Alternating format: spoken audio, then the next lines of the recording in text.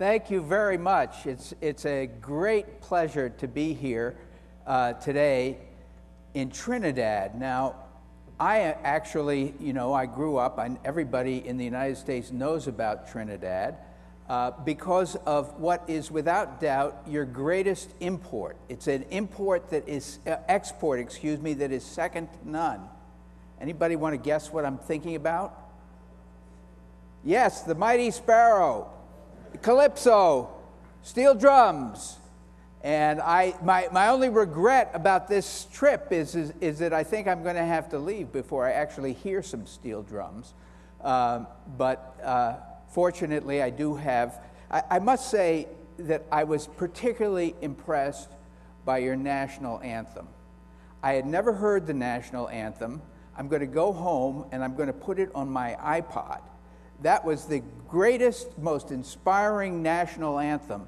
And I guess that whenever you feel that that your confidence is waning, just listen to that national anthem again.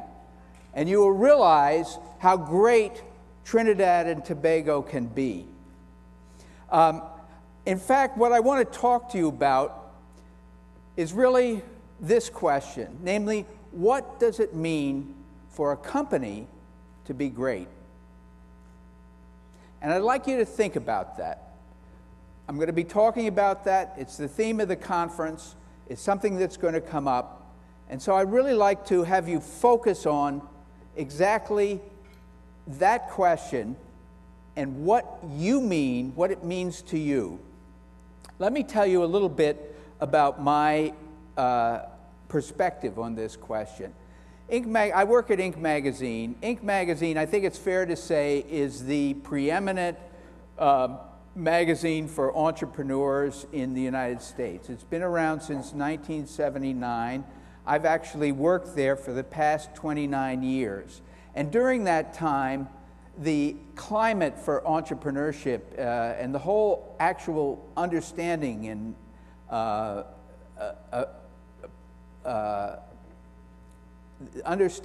and view of entrepreneurship has changed dramatically. When I started at Inc., entrepreneurship was not a popular concept. When people called somebody an entrepreneur, it was not necessarily a compliment. In fact, it was sort of a put down. That guy's a real entrepreneur, like he's selling drugs or pornography or something like that. There were no courses in universities about entrepreneurship, and the major newspapers and magazines paid absolutely no attention to entrepreneurs. That began to change in the early 1980s. And I like to think that Inc. had something to do with that change, but mainly it was the companies themselves and their leaders that were changing the whole perception of what entrepreneurship is. And I was just very lucky to wind up in a spot where I was able to get to know some of these companies and their leaders when they were still pretty young. For example, this is the staff of the Microsoft Corporation in 1978. You may recognize its CEO, Bill Gates, about the same time. And we wrote about these companies. We wrote about Gates and Microsoft. We wrote about, that's up in the left-hand corner, that's Steve Jobs. Next to him is Larry Ellison of Oracle, Ben & Jerry's of Ben Cohen and Jerry Greenfield of Ben & Jerry's homemade ice cream, Anita Roddick of The Body Shop, Don Burr of People Express Airlines, Ken Iverson of Nucor Steel, Yvon Chouinard of Patagonia. It was really just an extraordinary moment in business history. And I was just through a stroke of luck able to wind up in a spot where I was able to observe what was going on and get to know a lot of these companies. And one of the things that I noticed back then was that the best of these companies had something very special going for them. It was something you could feel as soon as you set foot inside the business, or if you talk to their employees or their customers. It was kind of a power of attraction, a kind of a magnetism. I didn't have a word for it back then, but I do now. It's what I call mojo. And by that I mean the business equivalent of charisma. When a leader has charisma, you want to follow him or her. When a business has mojo, you want to be associated with that business. You want to buy from it, you want to sell to it, you want to work for it, you want to wear its t-shirts and caps. If its leaders are speaking someplace, you want to go hear them. If there are articles or books written about them, you want to read those articles and books. It's what you feel when you're in the presence of greatness in business. Now, I've written about, in Small Giants, about 14 companies that have mojo. I have actually been very fortunate to spend a large part of my life around companies that have mojo. You'll notice that the subtitle of the book, like the theme for this conference, is choosing to be great instead of big. I want to emphasize that I'm not saying there's anything wrong with wanting to build a big company. The problem is that we tend to confuse size with greatness and getting bigger with getting better. Now, when you think about it, the two have absolutely nothing in common. But it's easy to forget that because there is so much emphasis on being big and so much emphasis on growing. I think that the companies that I write about have an important message for everybody, regardless of what size business you are or what size business or how big you aspire your business to get. Because by choosing to focus on greatness rather than bigness, they remind us that the two are not the same. And they force us to ask that question, which I started out with, namely, what does it mean to have a great company? Different people will have different answers to that question, and that's fine. But it's a question that I think everybody who's in business needs to ask themselves. You need to ask yourself, what exactly is it that you want to get out of business, out of work, and out of life? So let me tell you how I started thinking about this question. It actually started with one company in Ann Arbor, Michigan, called Zingerman's Delicatessen. This was a company that was started in 1982 by two guys. One was a former Russian history major at the University of Michigan. The other was a guy who had just worked in lots of restaurants. And they decided that what Ann Arbor needed and didn't have was a good pastrami sandwich. You couldn't get one in Ann Arbor. And they decided that they were going to start a delicatessen that was going to have the best sandwiches that anybody could dream of. And that if you ever had a sandwich someplace else, you'd say to yourself, well, you know, that was a good sandwich, but it wasn't a Zingerman's. So they set out and they started this company, and lo and behold, 10 years later, they were famous. You know, whenever anybody put together a list of the greatest delicatessens in the world, Zingerman's was on it. They'd been written up in the New York Times, in the Wall Street Journal, in Gourmet magazine, in Bon Appetit, in Esquire magazine. And they had lots of opportunities. They had lots of people who were coming to them, for example, and saying, why don't you franchise?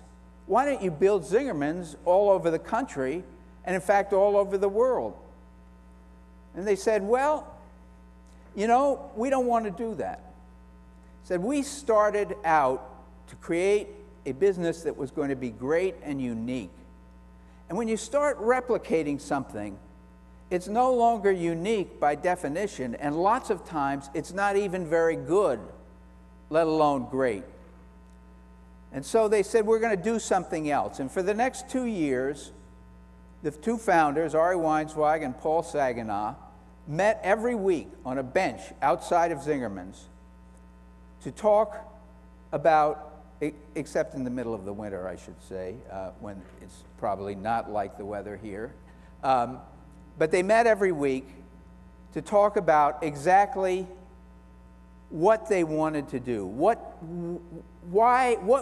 were they going to go, what was going to happen, where were they going to be in 10 years.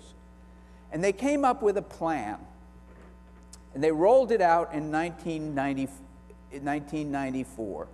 It was called Zingerman's 2009, and it was their vision of what this company was going to look like 15 years in the future. And they said, we're not just going to be a delicatessen anymore.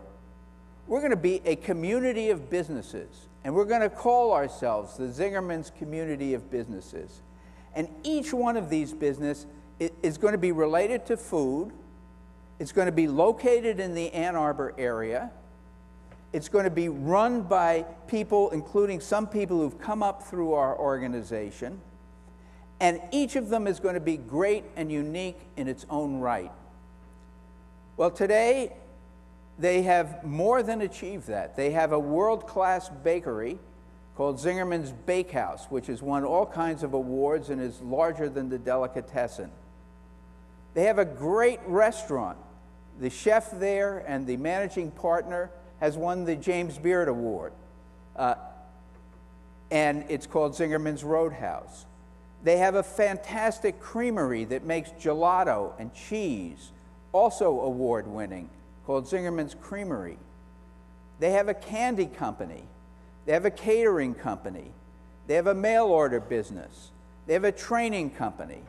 They have all these different businesses. And when I went to visit them in 2002 to write a story about them for Inc. magazine, the thing that struck me most was the quality of the people that they had working there. They'd been able to attract people who'd been getting big salaries, much bigger salaries in large companies, to come and work there at tremendously half the salary. They had somebody who was a partner in a national accounting firm who left that job in order to come to Ann Arbor and bake bread. They had entrepreneurs who'd had very successful companies who'd sold their companies in order to come to Ann Arbor and make cheese. Well, I thought this was all pretty cool, and so I wrote an article about it. It appeared in Inc. magazine. It was a cover story. It was called The Coolest Small Company in America. And it got a very big response from our readers. And one of the people who responded to it was a publisher in New York. And he said, you know, I love that article that you wrote about Zingerman's, but I wonder if there are other companies out there like that. And I said, what do you mean? He said, well, other companies that had the opportunity to get much bigger, much faster, but they chose not to because they had other goals that they considered more important than getting big. Now, I'd been at Inc. magazine and I'd seen thousands of companies by that point, and I didn't know the answer to that question. I'd been there for 20 years. But I thought it was a really good question. So I decided to go out and see if I could find other companies that, like Zingerman's, had had that opportunity and made that choice. And I had 6 criteria that I was using. Number one, I wanted companies that had reached that crossroad and made a choice that they wanted to be great rather than big. Number two, I wanted companies that were recognized by their peers, by their competitors, as being the best at what they did. In other words, if you were to ask anybody in that industry who really knew that industry, what are the best companies that do this? They would put that company on the list. Number three, I wanted companies that had an impact outside their industries and had been recognized for their contributions outside the industry to their community, to their country, to society, whatever. Number four, I wanted companies, I'd seen a lot of companies that did great for 4 or 5 years, and then they hit their first challenge and fell apart. So I wanted companies that had been through all of the ups and downs of business and been around long enough to be through them, to get through them, and to remain profitable over a period of at least 15 to 20 years. Fifth, I wanted companies that I describe as human scale. And by that I mean that they were still a size where the people at the top still knew the people who were coming in as the entry-level employees. And the people who were the entry-level employees still felt they had some access to the people at the top. In other words, they were of a size where everybody could know each other. Now, I didn't know how big that was, but I thought it was an interesting question, and I was going to try and find out. And finally, I wanted companies that had this quality that I talked to you about before, that had mojo. And I came up with quite with a number of them. And I want to just mention something. All the companies I'm going to talk about today are in the United States. I have learned since this book came out that this is an international, global phenomenon. I will say that just in the last 2 days, I have met people who have small giants here in Trinidad, and you're going to hear from them later on today. So even though I'm talking about American companies, understand that this is as applicable here. We just had an international summit in Germany. We had people from Vietnam, from Brazil, from Romania, from all over the world come to it. But these are the companies that I wrote about in the book. Some of them you may be familiar with. You recognize that pig? That's Babe. Well, the company that made Babe talk was a wonderful company called Rhythm and Hughes in Los Angeles. It's a computer special effects company. In fact, they also made the animals talk in the Chronicles of Narnia, if you've seen that picture. In fact, whenever you see animals talking, if you run into any animals that are talking, that probably Rhythm and Hughes had something to do with it. Cliff Bar, I don't know if you have them here, but there are energy bars in the United States. Power Bar and Balance Bar. Cliff Bar is one of the best known of them. There's been in the beer industry in the United States a whole revolution over the last 25 years called the microbrewing revolution. And the company that started it was Anchor Brewing in San Francisco. Now, some of these companies you may not know by name, but you know what they do. You know how when a truck backs up or a piece of construction equipment backs up, it makes that beep, beep, beep, beep, that really annoying beep, beep, beep sound? Well, there's one company that dominates the world market for backup alarms, and it's called Echo, and it's located in Boise, Idaho, and it's an employee-owned company. Or you know how when you have a laptop computer and you put the top up, it doesn't fall right down? That's because of something called a constant torque hinge. And there was one company that pioneered the constant torque hinge, and that was Rael Precision Manufacturing in St. Paul, Minnesota. So I had these companies, and one thing that they all had was mojo. Over the course of the next 8 months, he took it from 120 million almost all the way back to zero, which wasn't a lot of fun, actually.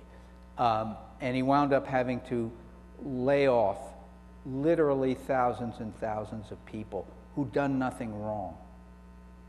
In other words, they'd come in, he'd hired them, they'd come in, they'd done their jobs, but because of decisions that he had made, they wound up losing their livelihoods. Now, Norm has a conscience, and he never realized before then what a responsibility he has to the people who work for him.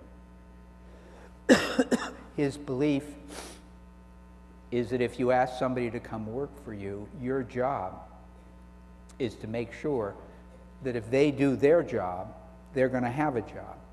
and he'd failed in that.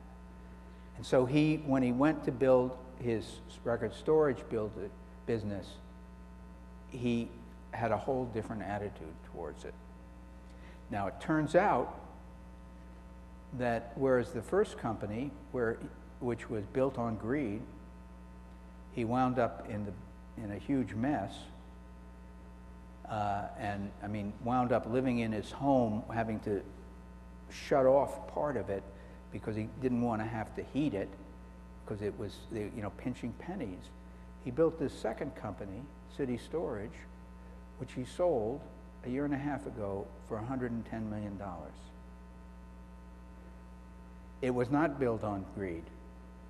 It was built on providing great service, a great place to work, being a great community, and it paid off. So I guess that's the story.